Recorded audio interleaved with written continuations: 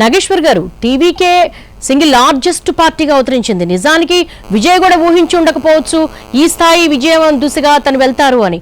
ఒక పక్క చాలా గట్టి కేడర్ ఉంది, ఇటు డిఎంకే కావచ్చు, అన్నా డిఎంకే కావచ్చు. ఈ రెండు పార్టీల ముందు కూడా ఎందుకు విజయం ముందు నిలవలేకపోయాయి రెండు పార్టీలు?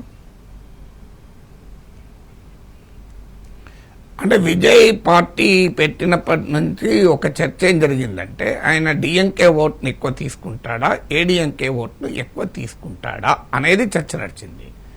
చాలా అప్పుడున్న విశ్లేషణలు కూడా కరెక్టే. డిఎంకే నుంచి దళిత్, ముస్లిం, యంగ్ ఓటర్ వీళ్ళందరినీ లాక్కుంటాడు. ఏడిఎంకే నుంచి యాంటీ ఇన్కంబెన్సీ ఓటు కూడా లాక్కుంటాడు అన్నది అది ప్రూవ్ అయింది. అయితే ఏ స్థాయిలో లాక్కుంటాడు అన్న దగ్గర ఫెయిల్ అయింది. సో ఏ స్థాయిలో లాక్కుంటాడు అనుకున్నప్పుడు ఒపీనియన్ పోల్స్ చాలా తక్కువగా అంచనా వేశాయి విజయ్ని.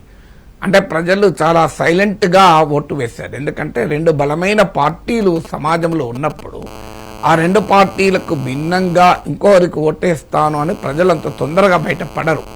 సో మీకు ఎన్టీ రామారావు టైంలో మనం చూసాం ఈ silent wave. So silent wave అనేది మీకు ఇక్కడ తమిళనాడులో కనబడ్డది. ఇవాళ మీరు పర్సంటేజ్ ఇప్పటి వరకు కౌంట్ అయిన ఓట్లలో నేను చెప్పేది ఫైనల్ ఫిగర్స్ మారుతాయి.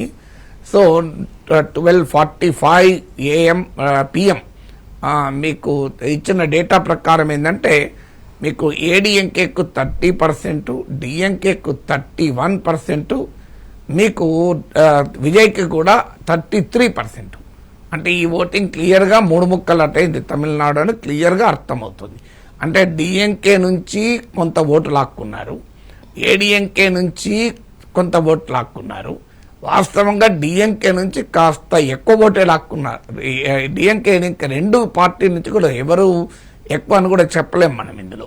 సో అందువల్ల ఈ రెండు ఓట్లు లాక్కున్నారు. అంటే ఇది డిస్రప్టివ్ ఇన్నోవేషన్ టెక్నాలజీ అంటారు. టెక్నాలజీస్లో ఈ వర్డ్ ఉంది, డిస్రప్టివ్ టెక్నాలజీ అని.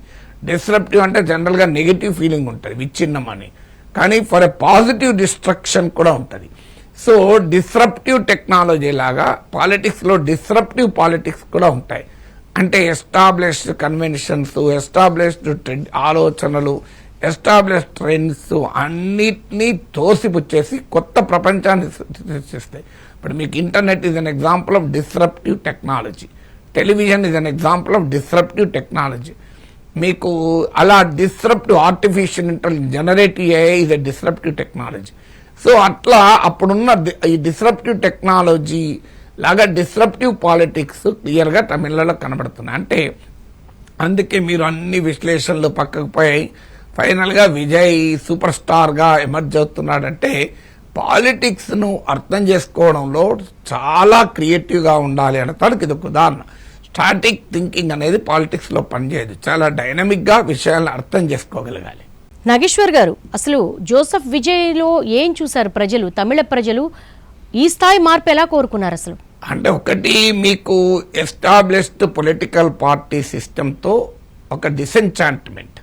సాధారణంగా మీకు ఇప్పుడు యంగర్ జనరేషన్ అపొలిటికల్గా ఉంటారు, డీపొలిటిసైజ్ అయి ఉంటారు, ఏ రాజకీయాలంతా ఇంతే అని. ఎందుకంటే ఎస్టాబ్లిష్డ్ పొలిటికల్ పార్టీస్లో ఉండేది ఇంక్రిమెంటలిజం అంటారు పబ్లిక్ అడ్మినిస్ట్రేషన్లో. అంటే వీళ్ళకన్నా వాడు కాస్త మెరుగు, అంతే తప్ప రాడికల్లీ డిఫరెంట్ ఉండరు. సో క్వాలిటేటివ్ డిఫరెన్స్ ఉండదు, క్వాంటిటేటివ్ డిఫరెన్స్ ఉంటుంది. సో ఈ ఇంక్రిమెంటలిజం ఉన్నప్పుడు ఏమవుతుంది అంటే ఆ డిసెంచాంట్మెంట్, అంటే యంగర్ జనరేషన్లో అసహనం ఉంటుంది.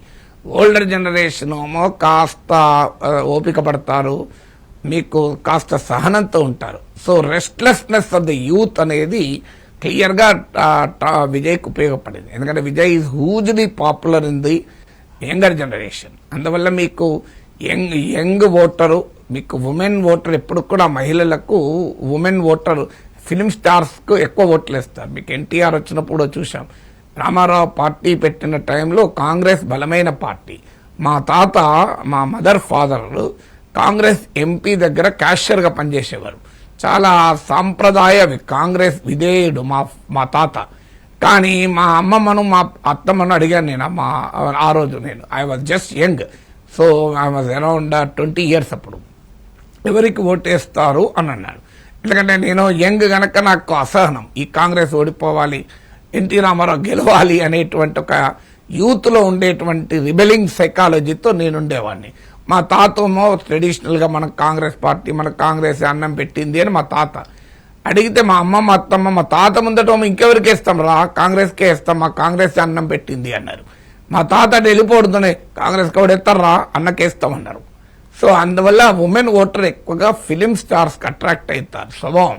సో అందువల్ల మీకు విజయ్కున్న ఫిలిం బేసు, అలాగే మీకు ఉమెన్ బేస్, అలాగే మీకు యంగర్ బేస్ క్లియర్గా, అంటే youth restlessness with the incremental politics అనేది క్లియర్గా విజయ్కి ఉపయోగపడింది. రెండవది ఏంటంటే విజయ్ తీసుకున్న ఒక సాహసోపేతమైన నిర్ణయం.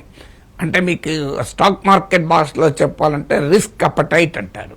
సో రిస్క్ అపటైట్ ఇన్వెస్ట్మెంట్లో ఉండే ఒక బేసిక్ సూత్రం ఏంటంటే రిస్క్ అపటైట్ ఉండాలి. అంటే నువ్వు ఎంత రిస్క్ తీసుకుంటే అంత ఎక్కువ లాభం. నువ్వు ఫిక్స్డ్ డిపాజిట్లో పెట్టావనుకోండి, ఏదో కొద్దిగా లాభం ఉంటుంది, నష్టమైతే ఉండదు. కానీ స్టాక్ మార్కెట్లో పెట్టామనుకోండి, వస్తే తారాజువలాగా లాభం, లేకపోతే ఇంతే సంగతులు తప్పులు ఉండొచ్చు, క్షమించగలరు అనాలి. సో అందువల్ల ఆ రిస్క్ అపటైట్ చూపెట్టిన వాళ్ళు జీవితంలో సక్సెస్ అవుతారు. సో మీకు ఆ రిస్క్ అపటైట్ చూపెట్టిన విజయ్ చూపెట్టాడు. అందులో ఏడీఎంకేతో కలవక, డిఎంకేతో కలవక, ఈ పొత్తు రాజకీయాలు అప్పుడు పవన్ కళ్యాణ్ ఉదాహరణతో చెప్పేవారు. చూడు, పవన్ కళ్యాణ్ అనవసరంగా విడిగా పోటీ చేసి 2019లో ఓడిపోయాడు, 2024లో చూడు పవన్ కళ్యాణ్ చాలా తెలివైన పని చేశాడు, మీకు కూటమిలో కలిశాడు. అది ఆంధ్ర రాజకీయాలకు కరెక్ట్, పవన్ కళ్యాణ్ కరెక్ట్. కానీ విజయ్కి వచ్చేవరకు అదే రాంగ్. విజయ్ రిస్క్ తీసుకున్నాడు, ఇండిపెండెంట్గా పోటీ చేశాడు కనుక ఈ could prove to be an అలర్టివ్. తర్వాత కులము, మతము, ఈ కాస్ట్ పాలిటిక్స్ అంటారు. మీకు వన్యార్స్, తేవార్స్, గౌండర్స్ అని తమిళనాడులో బలమైన కాస్ట్లు. ఈ ఏడీఎంకే డిఎంకే నాయకత్వం ఈ కులాల మధ్య వీళ్ళు నాటకాలు ఆడేవాళ్ళు. సో విజయ్ వచ్చి ఈ క్యాలిక్యులేషన్ రాన్ని తీసిపడేశాడు. మన దేశంలో కులం, మతం ఆధారంగా రాజకీయాలకు పరిమితులు ఉంటాయని మీరు గమనించండి. ఒకవైపు హిందుత్వ కన్సాలిడేషన్ కనబడుతుంది. ఇక తమిళనాడులో ఎవరికి ఓటేశారు? జోసెఫ్ విజయ్, మర్చిపోవద్దు మనం. సో అందువల్ల ప్రజలు విజయ్ని వాళ్ళ ఫాదర్ స్కూల్లో చేర్పించేటప్పుడు కాస్ట్ ఏంటి అని అడిగితే టమిలియన్ అని రాశారట, రిలీజన్ ఏంటి అని అడిగితే టమిలియన్ అని రాశారట.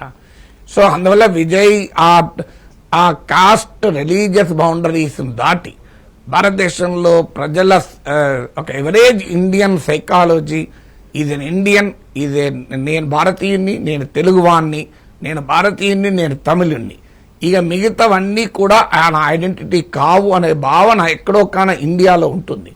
అది విజయ్ ఫ్యాక్టర్ మరోసారి రుజువు చేసింది. కాస్ట్కి అతీతంగా రిలీజన్ చూడలేదు, ప్రజలు ఓట్లేస్తారన్న దానికి చాలా క్లియర్గా కనబడుతోంది. సో అందువల్ల మీకు ప్రత్యర్థుల ఎత్తుగడల వల్ల కూడా నష్టపోతారేమో అనుకున్నారు. ఎందుకు ముఖ్యంగా తొక్కిసలాట జరిగాక అభిమానుల తొక్కిసలాట, అభిమానుల ప్రాణం కోల్పోవడం, ఇది విజయ్కి నష్టమవుతుంది అని అనుకున్నారు. కానీ అది వాస్తవంగా ప్రజలు దాన్ని ఏం సీరియస్గా తీసుకోలేదు. అందువల్ల అన్ని సందర్భాల్లో ఎమోషన్స్తో ఆడుకుంటామంటే సాధ్యం కాదు అనేది క్లియర్గా అర్థమవుతుంది.